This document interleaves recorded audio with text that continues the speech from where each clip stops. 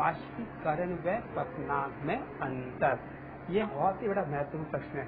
बहुत से बच्चों ने मुझसे पूछा कि सर आप बताइए वाष्पीकरण और क्वथनांक में ऐसा क्या है कि हमको बड़ी परेशानी आ रही है। तो मैंने उससे पूछा कि क्या परेशानी आ रही है। बहुत से बच्चे ने कहा कि क्वथनांक और वाष्पीकरण क्या एक ही है। तो मैं थोड़ा उनको क्लियर कर देना चाहता हूँ कि वाष्पीकरण और क्वथनांक है तो एक सीमा तक साथ में चलते हैं, लेकिन एक सीमा के बाद इनमें भारी अंतर होता है। ये दोनों एक सिक्के के दोनों पहलू बड़ा, आप इनको एक जैसे मत करिए। हाँ, मानता हूँ कि ये साथ चलेंगे, लेकिन एक सीमा के बाद इनमें अंतर आता है। चलिए, वाष्पीकरण को बताने की जरूरत नहीं है, ना ही क्वथनांक को बताने की इतनी जरूरत है, लेकिन मैं अंतर क्या है वो बताने की मुझे जरूरत है। तो मैं टॉपिक पर आता हूँ। अब आप क्या करें, वाष्पीकरण समझिए और क्वथनांक समझिए।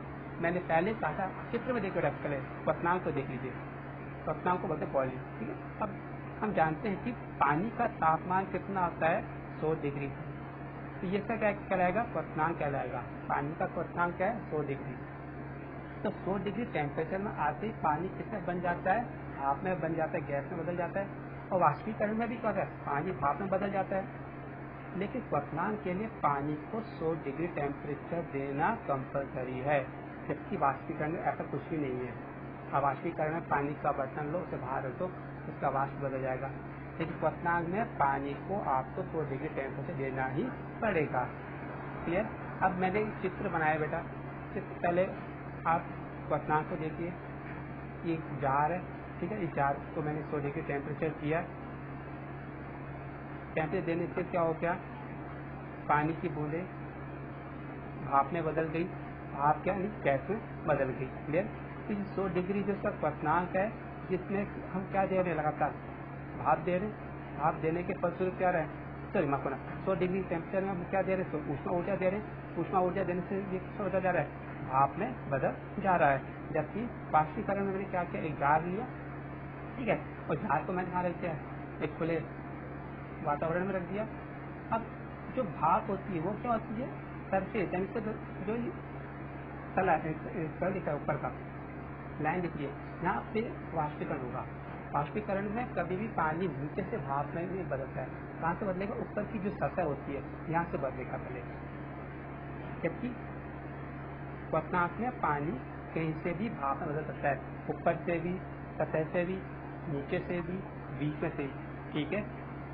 वाष्पीकरण में क्या होता है, तो पानी के कण होते हैं, इनके ऊपर सतह के, पानी की जो सतह है यहाँ के कणों में ऊष्मा ऊर्जा अधिक होती है तुलनात्मक किससे, देखिए होती तो नीचे भी है पानी के कणों में ऊष्मा ऊर्जा, लेकिन ऊपर तो ऊष्मा ऊर्जा अधिक होने के कारण पानी के कण क्या हैं ना अधिक गतिशील होते हैं। अब इसमें अंतर को हम एक टॉपिक में ये पॉइंट में क्लियर करते हैं। पहले अभी जैसे मैंने बोला उससे क्लियर होगा। नंबर 1, वाष्पीकरण केवल सतह पर होगी, इस बात को मुझे जानना।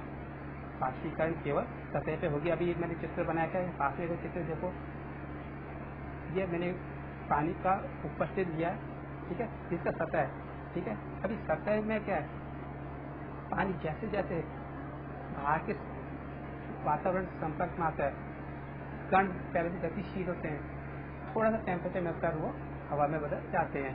आपने तो ऐसा ये पढ़ा है कि 100 डिग्री टेम्परेचर पर ही भाप में बदलता है द्रव्य, लेकिन कुछ जरूरी है, हम कपड़े सुखाते हैं या बर्तन बाहर रखते हैं, 2-3 दिन में पानी भाप बंद हो जाता है, तो क्या 100 डिग्री टेम्परेचर मिला, नहीं।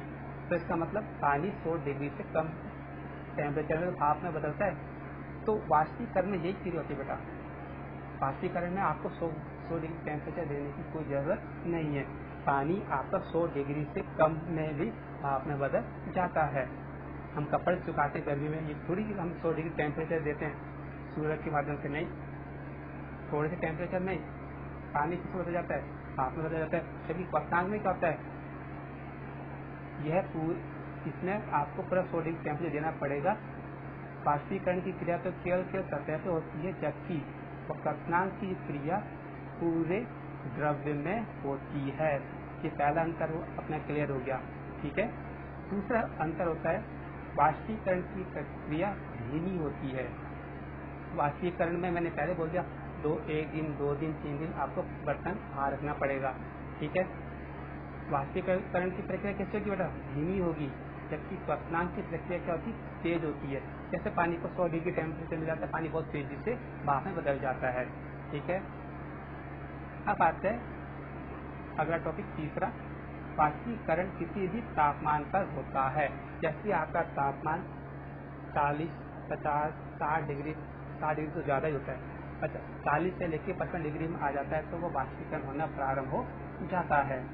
ठीक है, तो ये किसी भी टेम्परेचर में होगा।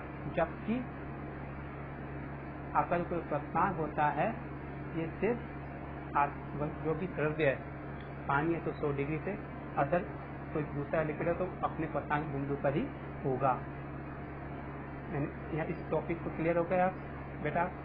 वाष्पीकरण किससे होगा, किसी भी टेम्परेचर हो जाएगा, जबकि क्वथनांक अपने ही टेम्परेचर को लेके चलेगा। जैसे पानी का 100 डिग्री तो 100 डिग्री पर ही क्वथनांक होगा। सबसे इम्पोर्टेंट, वाष्पीकरण ध्वनि उत्पन्न नहीं करता है। आप बर्तन को बाहर रख दीजिए, कोई आवाज़ नहीं आती बेटा, पानी धीरे धीरे साइलेंटली द्रव्य से गैस में बदल जाता है। जबकि क्वथनांक में ध्वनि उत्पन्न होती है। आप देखिए, जब आपके घर में चाय बनती है या पानी को गर्म करते हैं तो उसमें बुलबुले निकलते हैं, कुछ आवाज़ आती है, तो क्वथनांक में ध्वनि उत्पन्न होती है, जबकि वाष्पीकरण में ध्वनि उत्पन्न नहीं होती है। इसके अलावा कुछ टॉपिक और हैं। क्वथनांक जब भी होगा वाष्प के कण दिखाई देते हैं, घड़ी की भाप दिखाई देता है। अब जब पानी को बॉयल करेंगे, आप दूर से भाप को देख सकते हैं कि हाँ भाई पानी गर्म हो रहा है, भाप द्रव्य अब भाप में बदल रही है। तो क्वथनांक तो आप वाष्प के कण को देख सकते हैं, क्योंकि वाष्पीकरण की जब क्रिया होती है उसमें भाप के कण दिखाई नहीं देते हैं। मैंने लिखा नहीं है, परंतु समझ लो, आप लिख लेना। अब एक टॉपिक पर मुझे अच्छा लगा, मैंने बताना चाहूँगा। क्वथनांक वायु की गति पर निर्भर नहीं है। मैं पहले बोल रहा हूँ, वाष्पीकरण तो वायु की गति पर निर्भर करता है पूरी तरह से। अगर वायु की गति तेज है तो वाष्पीकरण तेज होगा, वायु की गति धीमी है तो वाष्पीकरण धीमी होगा, और अगर वायु ना के बराबर है तो क्वथनांक होने में, अपना वाष्पीकरण होने में बहुत परेशानी आती है। लेकिन क्वथनांक में कुछ नहीं है। आप पानी को 100 डिग्री टेम्परेचर गर्म करें, अगर वायु में गति है तो भी गैस बनेगा, अगर वायु में गति नहीं भी है तो भी क्वथनांक होगा। तो कहने का मतलब क्या है कि क्वथनांक वायु की गति पर निर्भर कभी नहीं करेगा, जबकि वाष्पीकरण वायु की गति पे पूरी तरह निर्भर करेगा।